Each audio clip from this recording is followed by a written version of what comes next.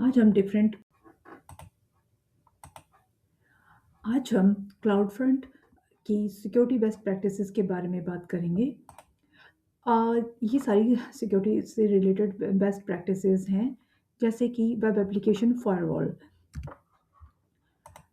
Actually ये सारी जो सिक्योरिटी बेस्ट प्रैक्टिसेस है, ये लेयर्ड हैं एक तरीके से, जिसमें एक लेयर ये भी है कि हम वेब एप्लीकेशन फायरवॉल को अटैच करें क्लाउड फ्रंट के साथ, ताकि हम एसक्यूएल इंजेक्शन, एक्सएसएस, डीडोस और बहुत ट्रैफिक से बच सकें।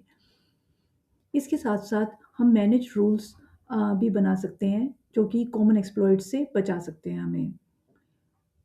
ओरिजिन एक्सेस कंट्रोल जो कि ये इंश्योर करता है कि सारा जो ट्रैफ़िक है, रिक्वेस्ट ट्रैफ़िक है, वो क्लाउड फ्रंट से होकर जाए।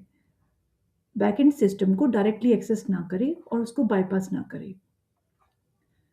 टीएलएस और एसएसएल एन्क्रिप्शन जो जो ट्रैफ़िक है, रिक्वेस्ट ट्रैफ़िक है व्यूअर्स से क्लाउड फ्रंट के बीच में, वो सिक्योर हो, एचटीटीपीएस होना चाहिए, और साथ में क्लाउड फ्रंट से ओरिजिन के बीच का ट्रैफ़िक भी सिक्योर होना चाहिए।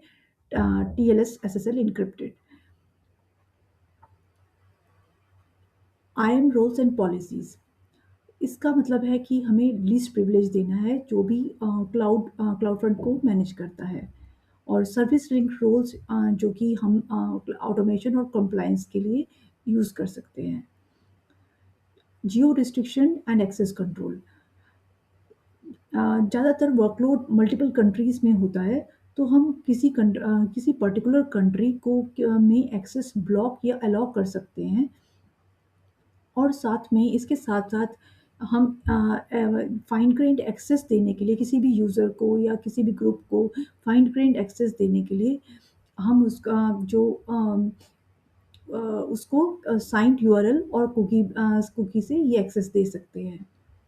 Logging and monitoring, logging and monitoring हमेशा ज़रूरी होती है, क्योंकि इससे हमें एक्सेस लॉग्स मिलते हैं, और इससे हमें पता चलता है कि हम इससे डिफरेंट मैट्रिसेस और अलार्म सेट कर सकते हैं, और इंश्योर कर सकते हैं कि सिक्योरिटी की बेस्ट प्रैक्टिसेस हमने फॉलो की हैं या नहीं।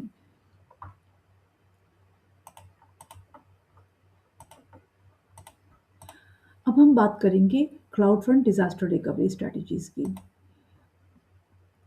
तो क्लाउड फ्रंट डिज़ास्टर रिकवरी के लिए अ, हम लोग क्या कर सकते हैं, जैसे कि डिफरेंट ग्रुप्स बनाना, ओरिजिन ग्रुप्स 2 हो सकते हैं, प्राइमरी और सेकेंडरी। तो 2 होते हैं मेनली, तो प्राइमरी और सेकेंडरी। जैसे कि अगर प्राइमरी फेल होता है, तो रिक्वेस्ट जो है वो सेकेंडरी ओरिजिन पे चली जाती है।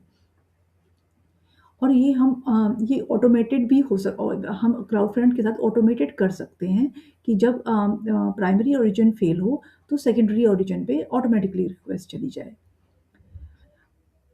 और बैकएंड सिस्टम के लिए हमारे पास एक और बैकएंड सिस्टम भी ज़रूरी है, जो कि ओरिजिन होते हैं क्लाउड फ्रंट के लिए।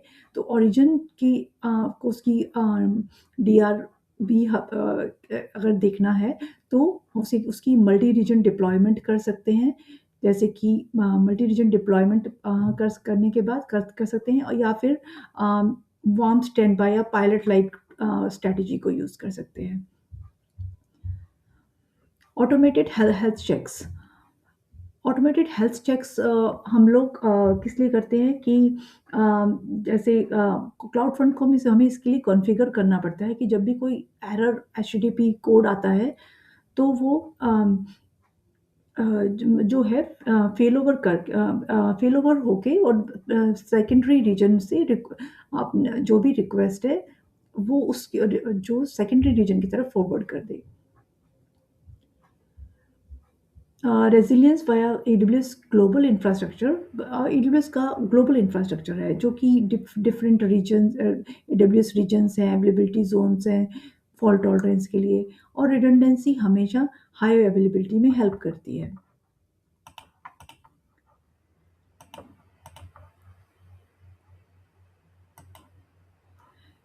ये एक और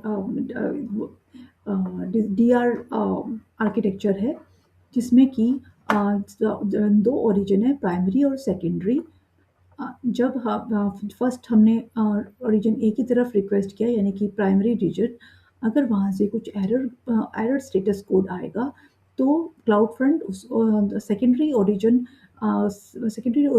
पे उस रिक्वेस्ट के लिए ट्राई करेगा, सेम रिक्वेस्ट के लिए। और अगर यहाँ से रिस्पॉन्स आ जाए तो वो यूज़र को दे दिया जाता है।